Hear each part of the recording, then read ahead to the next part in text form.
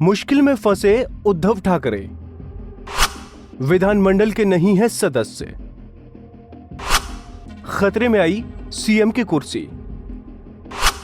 अब फैसला कोश्यारी के हाथ। महाराष्ट्र के मुख्यमंत्री उद्धव ठाकरे की कुर्सी पर शुरू से ही खतरे के बादल मंडरा रहे हैं।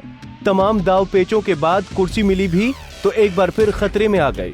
उद्धव ठाकरे महाराष्ट्र के सीएम तो हैं, मगर वो विधानमंडल के सदस्य नहीं हैं और यही उनकी सरकार के लिए खतरा बन गया है।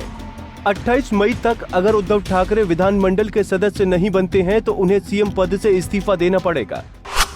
अब फैसला राज्यपाल भगत सिंह कोश्यारी के हाथ में है। सीएम पद की खातिर उद्धव ठाकरे को विधान परिषद का सदस्य मनोनीत करने के लिए राज्य की कैबिनेट ने राज्यपाल भगत सिंह कोश्यारी से अपील की, मगर यहां भगत सिंह कोश्यारी जेबी वीटो यानी पॉकेट वीटो का इस्तेमाल करते दिख रहे हैं। इस वीटो के तहत गवर्नर प्रस्ताव को अपने पास लंबित रखते हैं और उस पर कोई जवाब नहीं देते हैं। गवर्नर भगत सिंह कोश्यारी की ओर से कोई जवाब मिलता न देखकर उद्धव ठाकरे ने प्रधानमंत्री नरेंद्र मोदी से भी बात की और अनुरोध किया कि वो इस मामले में हस्तक्षेप करके इसे जल्द से जल्द हल कराने का प्रयास करें। महाराष्ट्र की गठबंधन सरकार का तर्क है कि कोरोना के इस संकट के समय उन्हें ये सुनिश्चित करना चाहिए कि राज्य सरकार पर कोई संकट न आए। ठाकरे से हुई ये चूक। जनवरी 2020 में विधान परिषद की 2 सीटों के लिए चुनाव भी हुए, लेकिन उद्धव ठाकरे ने चुनाव नहीं लड़ा। दरअसल वो अप्रैल महीने में होने वाले विधान परिषद चुनाव के भरोसे बैठे रहे।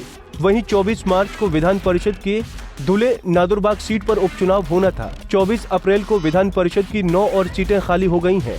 उद्धव ठाकरे ने उम्मीद जताई थी कि वो इनमें से किसी एक सीट से चुनाव जीत जाएंगे और मुख्यमंत्री बने रहेंगे, मगर इस बीच कोरोना वायरस ने सारा गणित बिगाड़ दी है और इन 10 सीटों पर चुनाव टाल दिए गए।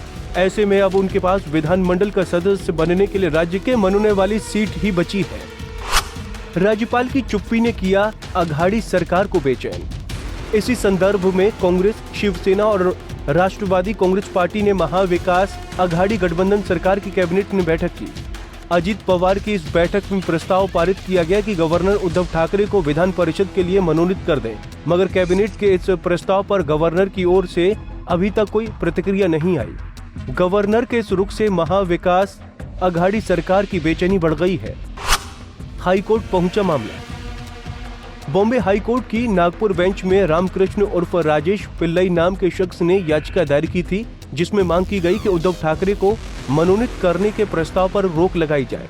याचिकाकर्ता का तर्क था कि इस बैठक में मुख्यमंत्री खुद मौजूद नहीं थे, इसलिए ये प्रस्ताव गैर कानूनी है, मगर हाईकोर्ट ने 20 अप्रैल को इस पर सुनवाई और स्टे देने से इनकार कर दिया और कह दिया कि इसकी वैधानिकता तय करने का अधिकार भी राज्य का है, यानी उद्धव ठाकरे की सीएम की कुर्सी बचेगी या नहीं, ये फैसला पूरी तरह राज्यपाल के हाथ में है, जिसमें कोई भी हस्तक्षेप नहीं कर सकता।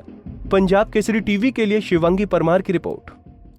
हमसे जुड़े रहने के लिए हमारे YouTube चैनल को सब्सक्राइब करें और नई वीडियो की नोटिफिकेशन के लिए बेल आइकॉन को दबाएं। अगर आप ये वीडियो Facebook पर देख रहे हैं तो लाइक जरूर करें और ज्यादा से ज्यादा शेयर करें। धन्यवाद।